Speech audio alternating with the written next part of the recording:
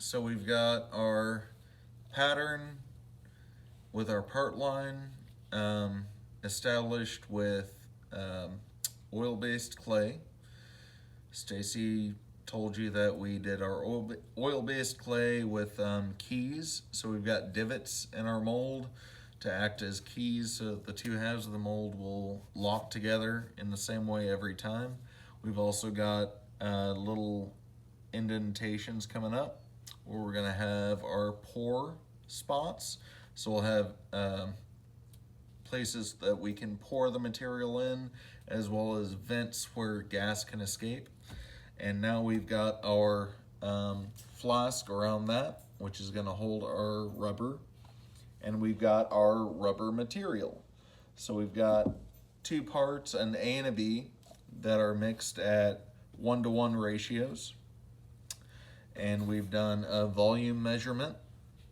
So we know exactly how much we need in this flask in order to get the proper thickness that we need around the whole of our mold. So we've got 20 ounces of part A, 20 ounces of part B, and a mixing cup. So we're gonna go ahead and mix them together, mix for a couple minutes, and then pour them in. The way we pour them in is going to be at the lowest point in the mold, and that's so that we have as few gas bubbles as possible introduced into our mold. When you pour at the lowest point, everything finds its own level, and it introduces as few bubbles as possible. So here we go.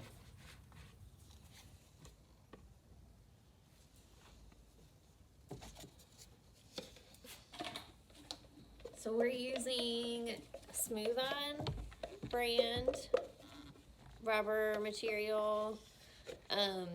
We love this stuff. It's expensive, but it's really nice. I kind of tell people as long as it can be a liquid, pour it and then have it harden, it can be cast. So I really enjoy people that kind of push the boundaries on that. So just about ready here.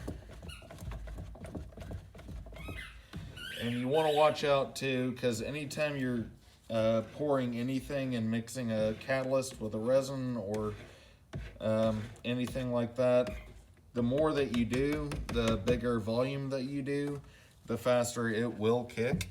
So here we go. And I've got Stacy standing by just in case anything does break free.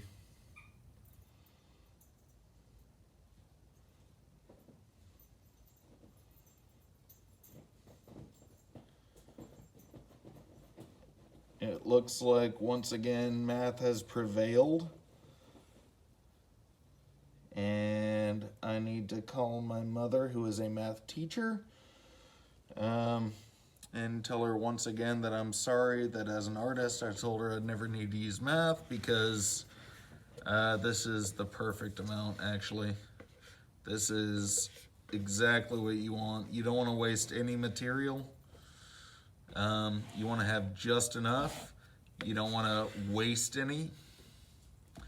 So I'm just gonna pull And you never want everything out. too little material. Yeah, you absolutely don't want too little. That's actually a recipe for disaster. And according to Smooth On, you want about a 1/2 inch above your pattern. So it looks like that's actually about exactly what we have, which is kind of scary, but perfect. That we hit that ratio perfectly. I built my flask a little bit higher than I needed, just in preparation for that. So if we did have extra, we wouldn't go over the top. But this is turning out beautifully.